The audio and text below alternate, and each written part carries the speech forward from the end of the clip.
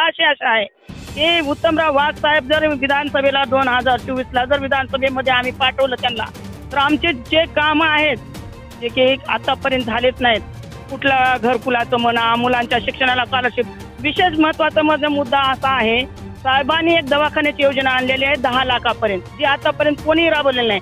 असेल ती योजना सरकार मान्य, पण त्याचा आतापर्यंत कुठेही लावलेच नाही. सर्व महिला आहेत त्या एवढ्या बिकट परिस्थितीत यांना रोजगार सुद्धा अवेलेबल होत नाही.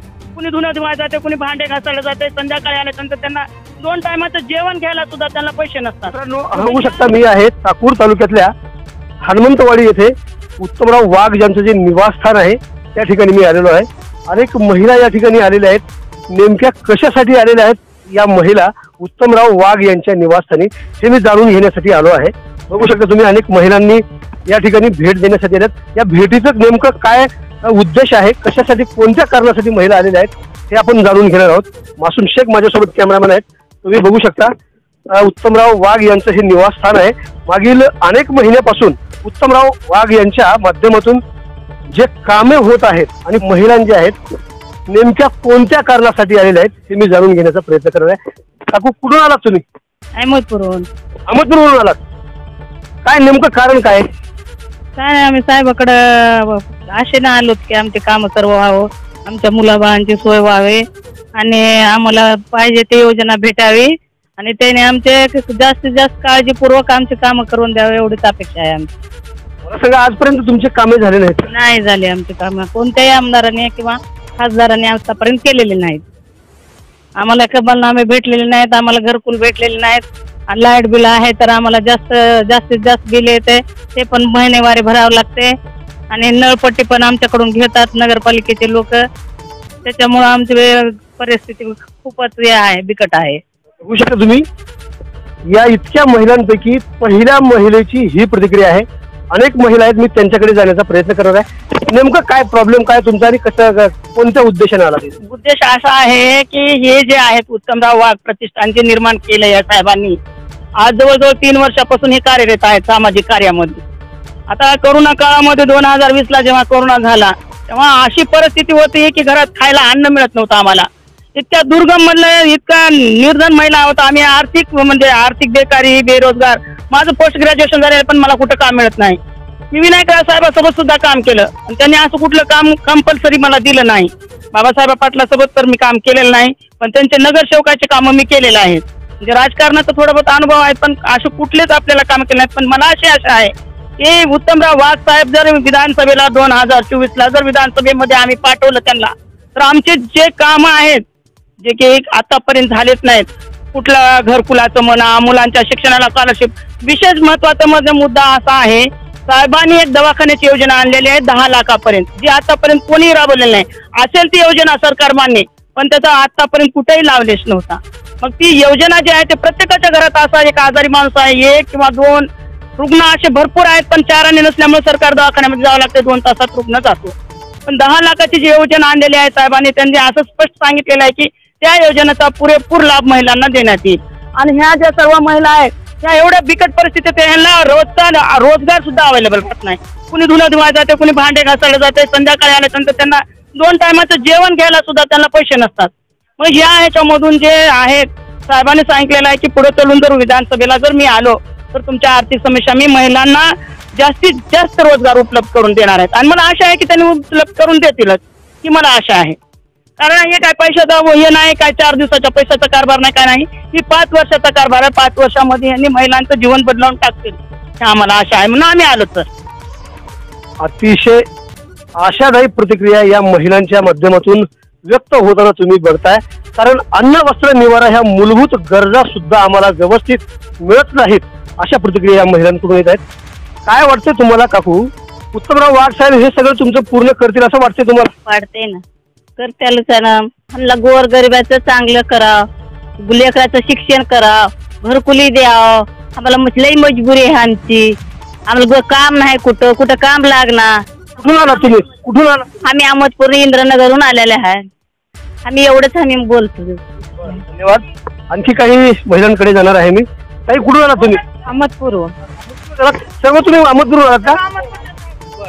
काय वाटतं तुम्हाला उत्तमराव वाघ, तुम्ही आज आता भेट घेतलेली आहे, कामं करतील उत्तमराव? हो, करतील अशी आशा आहे आमची. आणि आमच्या लेकरा बाळाला बी त्यांनी चांगलं शिक्षण त्यांनी देतील असं आशा आहे. आणि जे आमचं आहे ती काही जे आमची सगळी गरिबी आहे ती त्यांनी सगळी हटवतील असं आमची आशा आहे. दोन शब्द.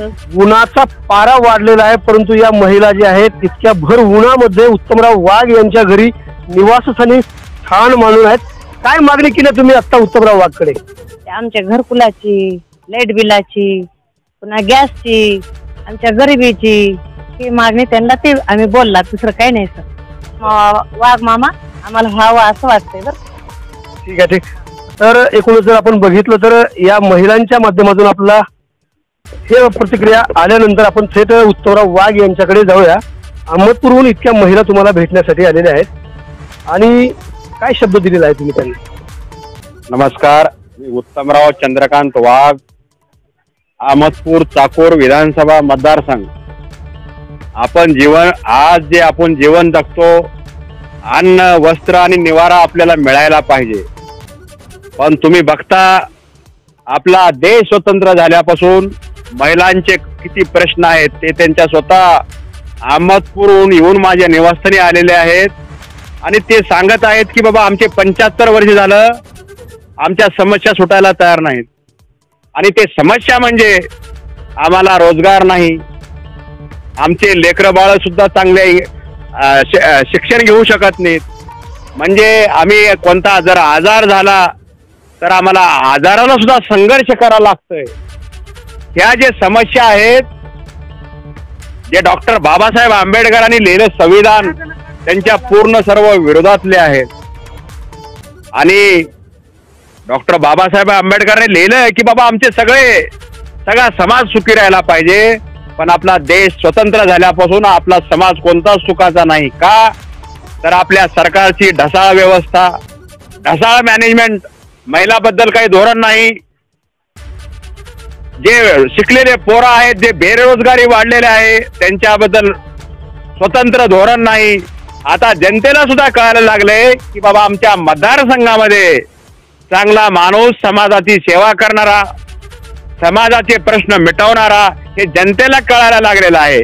आणि हा जनसमुदाय प्रचंड उसळलेला आहे की आता उत्तमराव वाघाच्या पाठीमागं राहून काहीतरी आमचं भलं करून समाजाची ते सेवा करू शकतात असे त्यांना आशेचे किरण लागलेले आहेत. उत्तमराव वाघ प्रतिष्ठान तुम्ही स्थापन केलेलं आहे आणि त्या माध्यमातून जे नागरिकांना 10 लाखापर्यंतचा मोफत उपचार करणार आहात, हे अहमदपूर आणि चाकूर तालुक्यापुरतं मर्यादित आहे का, लातूर जिल्ह्यासाठी आहे का, महाराष्ट्रातल्या कुठल्याही नागरिक हे करू शकतो? हे बघा, हे जे धोरण जे आहे, मी सध्या मतदारसंघामध्ये काम करतो, अहमदपूर चाकूर मतदारसंघामध्ये. सध्या मी माझ्या मतदारसंघामध्ये जनतेपुरतं मर्यादित ठेवलेलं आहे. त्याचा सुद्धा काही खर्च आहे, ते सुद्धा मला जपायला पाहिजे.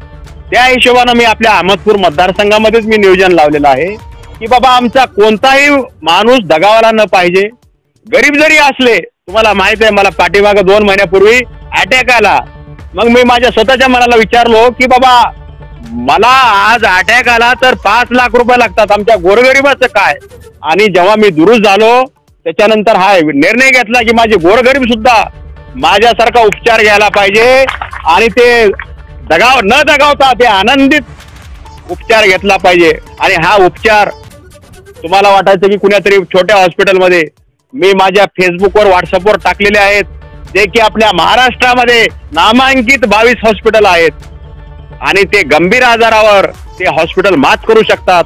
म्हणून मी हा निर्णय घेतलेला आहे. महत्त्वाचा एक प्रश्न असणार आहे, ज्याप्रमाणे आपण मुंबईमध्ये या हॉस्पिटलची सुविधा केलेली आहे त्याचप्रमाणे लातूर जिल्ह्यामध्ये कुठेतरी हॉस्पिटल होतील असे यासाठी काही प्रयत्न कराल का आपण? बघा, मी जेव्हा निवडून आलो, मी विधानसभेला जेव्हा निवडून येईन तेव्हा तुम्हाला खरंच वाटेल की बाबा हा माणूस बरोबर जनतेचं, गोरगरिबाचं काम करणारा माणूस आहे. आणि हे माझ्या कामाच्या कौशल्यामधून मी दाखवून देणार आहे तुम्हाला.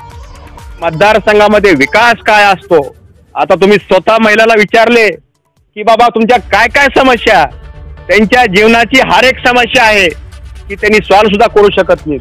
आणि त्याच्यावर जर मात करायची असेल तर तुम्हाला सुद्धा 2024ला चांगला उमेदवार निवडून द्यायला पाहिजे. मागे लोकसभा निवडणुका पार पडल्या, परंतु त्यामध्ये आपल्या BRSचा पक्ष उमेदवार नव्हता, परंतु आता पुढची कशी भूमिका राहणार आहे? हे बघा, मी माझ्या उत्तमराव वाघ प्रतिष्ठानमधून मी स्वतंत्र कारभार चालू ठेवलेला आहे. जर तुम्हाला समजा निवडून यायचं असेल तर तुमचं कामाचं कौशल्य लागतंय आणि ते मी जनतेमध्ये कौशल्य ठेवलेलं आहे. बघा, माझ्या कुठे जरी सभा झाल्या कमीत कमी 4,000 5,000 गावच्या गाव लोक येतात. त्याचं कारण म्हणजे माझं कामाचं कौशल्य. अबकी बार गरिबांचं सरकार हे वाक्य घेऊन उत्तमराव वाघ अहमदपूर आणि चाकूर तालुक्याचे नेतृत्व करण्यासाठी निघालेले आहेत. निश्चितच येणाऱ्या काळामध्ये विधानसभा निवडणुकीमध्ये ही जनता जी आहे किती प्रमाणामध्ये उत्तमराव वाघ यांच्यासोबत ठामपणे उभी राहते हे बघणं आपल्याला महत्वाचं आहे. मित्रांनो, आम्ही अहमदपूर चाकूर तालुक्यासह लातूर जिल्ह्यातील महत्वाच्या अपडेट्स तुमच्यापर्यंत पोहोचवित असतो.